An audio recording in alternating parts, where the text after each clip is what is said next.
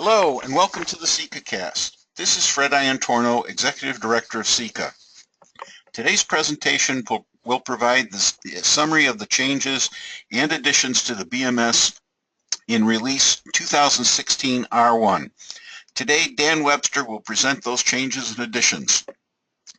Dan is Senior Architect at Mitchell International, specializing in trading partner integrations. Dan has worked on auto-physical damage integrations for over 20 years and enjoyed an insider's view of the CIECA's the collision industry transition for proprietary communication protocols and data formats to today's more standardized environment. Dan is also co-chair of the Architecture Committee. I want to thank you for spending your time with us today and to our presenter for sharing his insight and expertise with all of us. I will now turn this over to our presenter, Dan Webster of Mitchell International. Good morning, all. It's a pleasure to be with you as always. And I've been doing these What's New presentations for quite a while now as we talk about what we've done in the last 6 months and approved in our last architecture QA face-to-face meeting this spring. So the one thing I will tell you is the CCAST is scheduled for an hour, and we haven't done nearly an hour's worth of changes to talk about, but I am excited to tell you what we have been doing. So you ready, Fred? This is important to know because even here at work at Mitchell, I get this as a very frequently asked question to summarize what's different between one version and the next. And the go-to place to find it is the documents themselves, the package of Word document, the BMS doc, and the master code list spreadsheet with its hundreds of tabs with new codes in it. And in both cases, they have a change log at the end, which has been a focus of our QA meetings the last few times to make sure that we have a accurate and complete list of the changes we made in this version, and the on the code list spreadsheet the same way, a tab at the very end on that topic. So on to the changes. Now that we told you how we found them. The committees that offered changes and were approved this time around included the Salvage Committee, the Subrogation Committee, the Vehicle Damage and Imaging Committee, which for the rest of this presentation I'll be referring to as VDI, and the Procurement and Recycled Parts and Inventory Committee.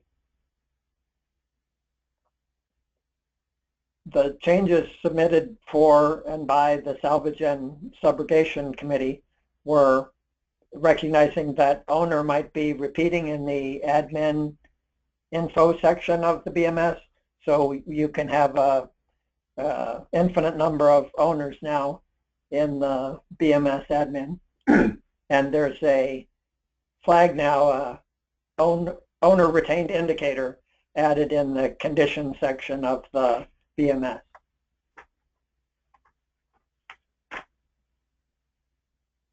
They also changed subrogation info, the name of it that is, to subrogation totals info in the section titled Subrogation Remittance Info Details.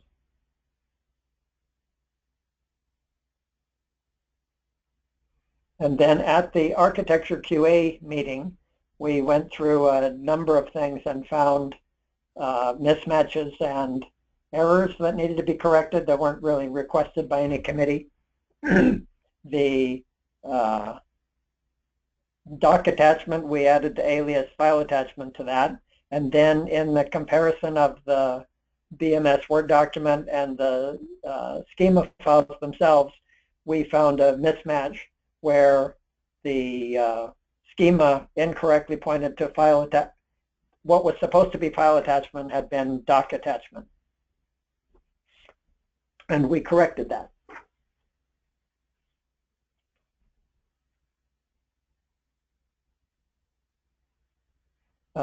Also for procurement and recycled parts and inventory, we added the alias file attachment to doc attachments. These paragraph numbers are how the things are referred to in the Word document.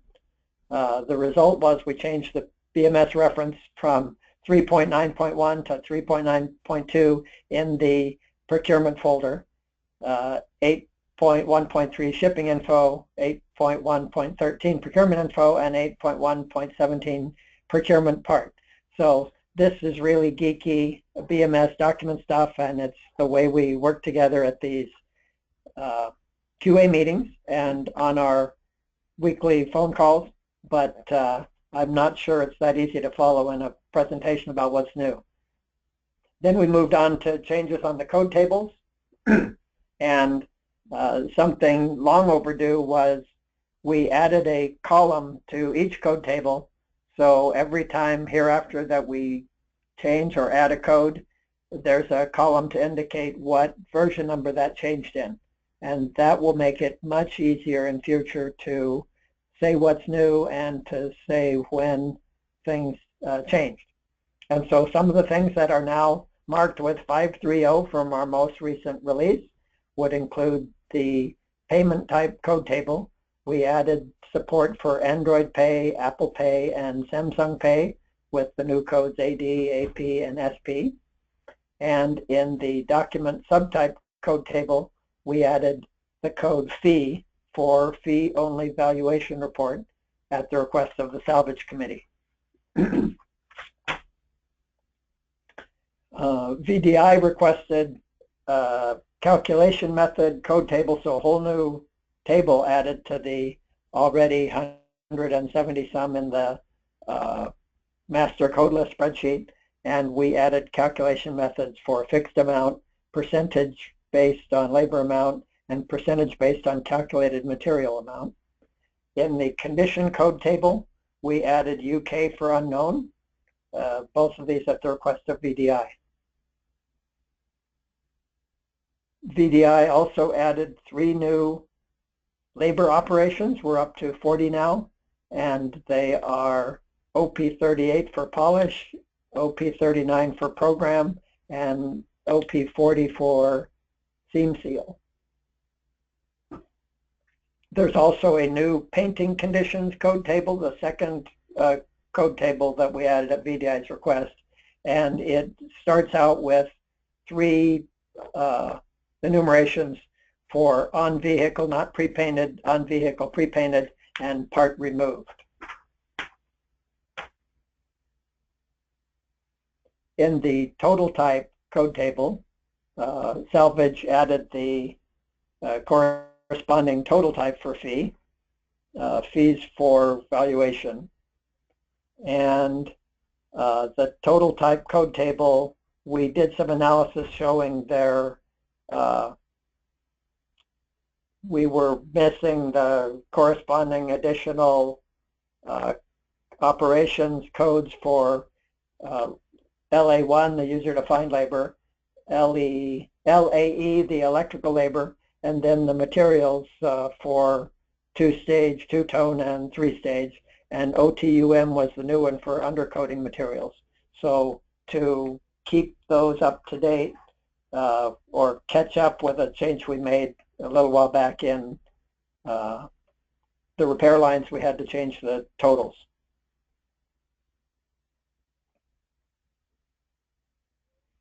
At the QA sessions, we've been getting pretty well organized over the last couple of years, and one of the things that's helped us a lot is a policy change that the requesting a change to the business message suite, which we will then put in the Word document and change the schemas, requires the submitter to give us a test instance that shows or actually uses the new changes in a XML document, and then we use the new validation program and the new schemas to make sure it's really what you want and you've demonstrated properly.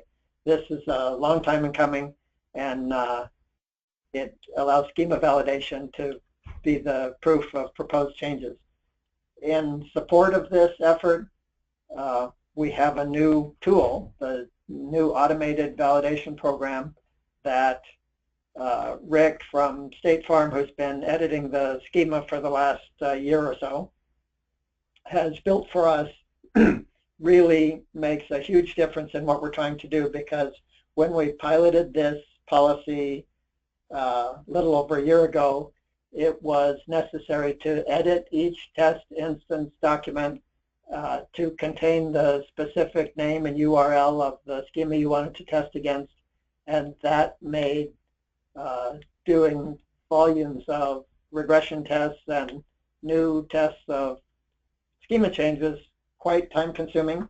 And now you can put the whole batch of them in one place, describe to the tool where you want to find the schema, and in a matter of minutes, seconds in some cases, Rick can get back to you about, or the tool runs, but in the QA meeting, he was actually there at the controls, but you find out of a batch of 30 XML files that you've been testing exactly what's wrong with which one, and it is really a sharp tool that used to be something we would do in the 5 or 8 weeks after we met, and now we do it before we adjourn that meeting. Another change that was made to the code list spreadsheet itself, that code list doesn't just describe the new codes for the readers, but it actually contains a Microsoft Excel macro that builds some of our schema files from the code tables. And given that our code tables are now support for the JSON version of the schema as well as the XML one, the macros have been added to make the enumeration data types for both JSON and XML. So that's a big plus as well.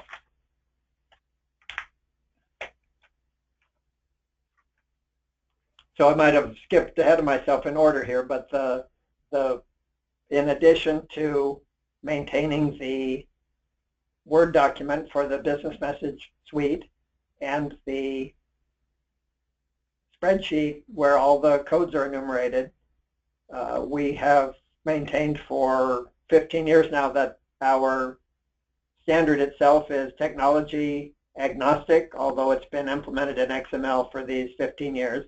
And now with the emergence of JSON as a popular technology and a necessary standard, we can use the, well, basically it has a schema process much like XML, and our tools and our efforts are focused on making both XML versions and JSON versions of the schema.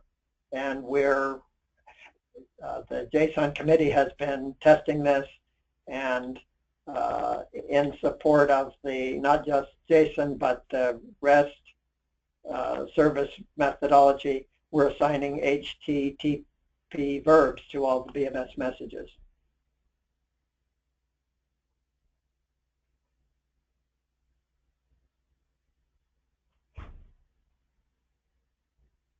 Fred?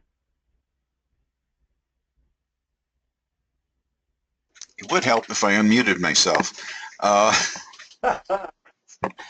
would like to note some recent education developments. The committee has developed 7 professional 2 to 3 minute on-demand videos. These videos are specific for the matching business segments.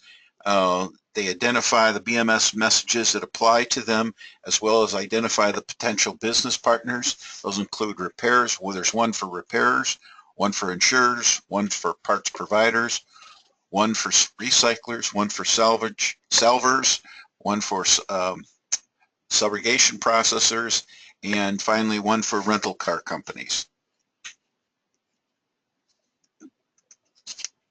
Okay. The next CIECA presentation will include JSON from a business perspective. After that, they'll be inside the CIECA committees, and we'll round off the year in the end of November with what's new in 2016 R2. Those are all on the website, and you can register for those. The Education Committee would also like your input. If there are any ideas for additional topics or videos, please contact either myself or Charlie. The annual symposium will be held on September 12th through the 14th in Indianapolis. Go to www.CIECAsymposium.com to register. There will be there'll be 2 tracks, a technical and a business track. The technical track will have the changing face of schemas into the future coupled with JSON. JSON cookbook walkthrough, how does JSON work and how is it implemented. JSON automated development, the schemas that Dan talked about, and the automated XML instance validation tool. On the business side, business general track, there'll be a session on building in automation in the collision repair shop, security in the mobile environment from our Microsoft evangelist, big data and CIECA standards, CIECA's role in keeping the recyclers competitive, first notice of loss, and some as a panel discussion on the new technology in the future. There'll be many others, and we have a couple of guest speakers. One is a race car driver to kind of keep the theme of the Indianapolis, and another is a NASA speaker. So we've got something for everybody, and so we want to make sure that you go to www.CIECAsymposium.com. Okay, I want to thank you for keeping abreast of the CIECA developments. Our standards are built by volunteers from all the different industry segments. For those that have contributed to our standards, we thank you. If you've not been involved and would like to participate, please contact Charlie Quirt. As always, a video of this presentation and a PDF of the slides will be available on the website within 48 hours. I want to thank you, Dan, and thank you, our audience, for participating. Have a great day.